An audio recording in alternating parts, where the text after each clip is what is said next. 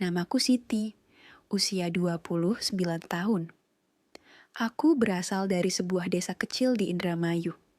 Dulu, aku tak pernah punya cita-cita tinggi.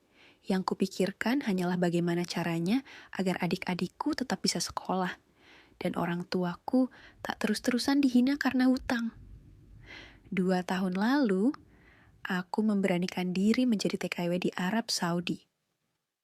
Bukan karena ingin mengejar kemewahan, tapi karena hidup di kampung sudah terlalu sempit untuk orang miskin seperti aku.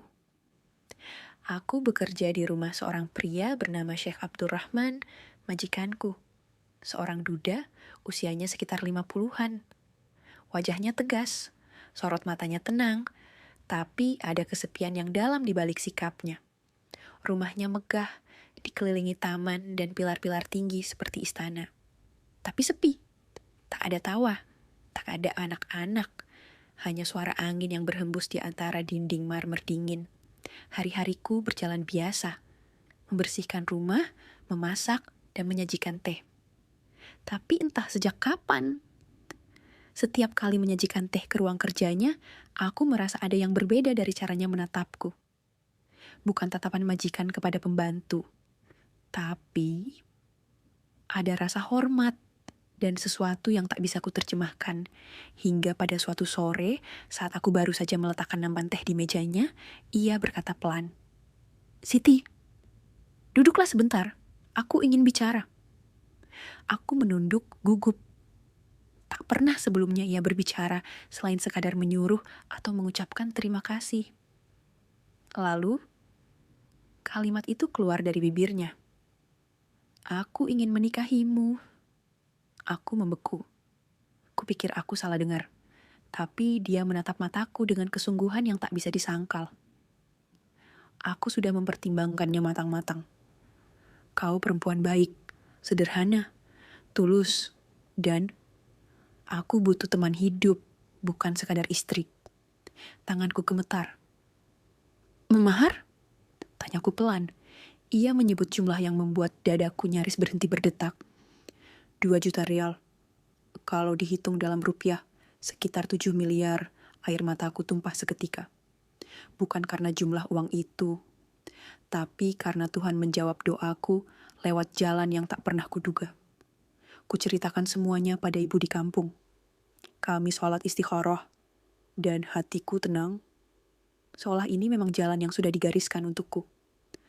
3 hari kemudian, kami menikah. Sederhana. Di rumah itu juga, disaksikan oleh perwakilan KBRI dan kerabat dekat sang syekh. Aku resmi menjadi istrinya. Tapi kebahagiaan itu hanya bertahan sebentar. Karena pada malam pertama, bukan pelukan yang kuterima, bukan kehangatan, tapi sebuah pengakuan mengejutkan yang mengubah arah hidupku selamanya. Malam itu, setelah akad dan doa syukur sederhana, aku duduk di kamar yang kini resmi menjadi milikku juga. Kamar pengantin, katanya. Gaun putih yang kupakai masih terasa aneh di tubuhku. Aku bukan perempuan yang biasa bersolek, tapi malam itu aku merasa cantik. Bukan karena riasan, tapi karena untuk pertama kalinya, aku merasa berharga di mata seseorang. Syekh Abdurrahman masuk perlahan. Ia mengenakan gamis putih bersih, wajahnya tenang, tapi aku bisa melihat ada gelisah di matanya. Ia duduk di kursi dekat ranjang, hening beberapa saat. Lalu ia berkata, pelan, nyaris berbisik, "Siti, maaf jika malam ini tak seperti yang kau bayangkan." Aku menatapnya bingung. "Maksud Syekh?" Ia menunduk, mengambil napas dalam-dalam. "Beberapa tahun lalu aku mengalami kecelakaan. Tulang belakangku cedera. Dokter bilang, aku tidak bisa lagi menjalani hubungan suami istri seperti lelaki pada umumnya. Jantungku seolah berhenti berdetak. Kata-katanya berputar di kepalaku. Aku impoten, Siti." Aku tak bisa berkata-kata. Antara syok, bingung, dan ingin menangis. "Awalnya, aku takut memberitahumu. Tapi, aku tak mau menikahimu dengan kebohongan. Aku tak mencari istri untuk menuruti nafsu. Aku hanya mencari teman, seorang istri yang bisa membuat rumah ini hidup kembali. Malam itu kami duduk berdua, tak ada pelukan, tak ada sentuhan seperti pasangan lain. Tapi entah kenapa, aku justru merasa sangat dekat dengannya.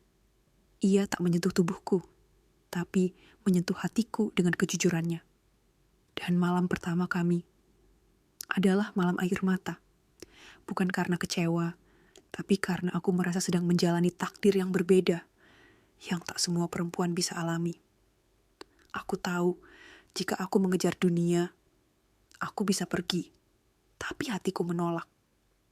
Ada sesuatu yang tumbuh perlahan, sesuatu yang tak bisa dibeli dengan mahar berapapun, rasa percaya.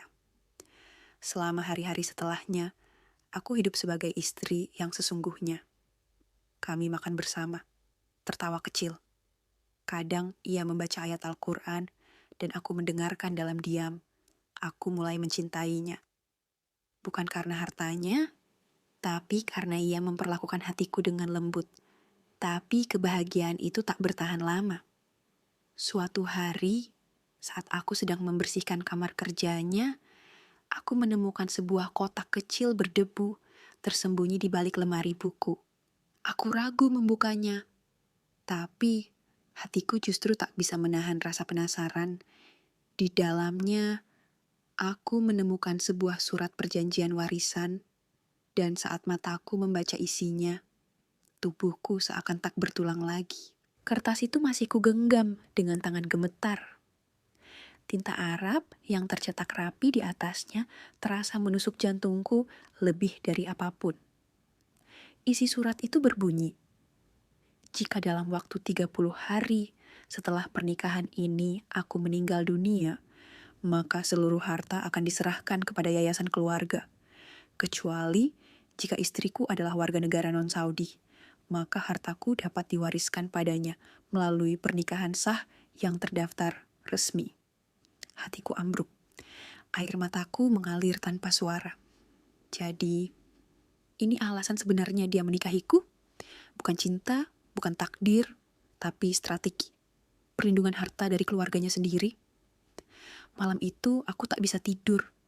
Wajahnya, senyumnya, kelembutannya, semuanya tiba-tiba tampak asing. Aku ingin marah, ingin lari, tapi hatiku ragu. Esok paginya, aku menghadapnya dengan mata sembab dan suara parau. Saya menemukan surat itu, Syekh. Jadi, saya ini cuma tameng? Dia terdiam, lama. Lalu ia bangkit, mendekatiku, dan berlutut. Matanya basah. Ya, awalnya memang begitu.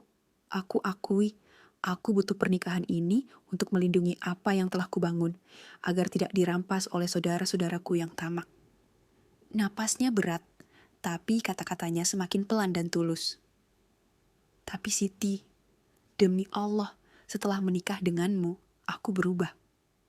Aku tak pernah merasa setenang ini. Kau bukan hanya tameng, kau adalah bagian dari hidupku sekarang. Aku tak tahu harus percaya atau tidak. Hatiku retak. Beberapa hari kemudian, karena tekanan batin yang menumpuk, aku jatuh sakit. Tubuhku lemas, pandanganku kabur.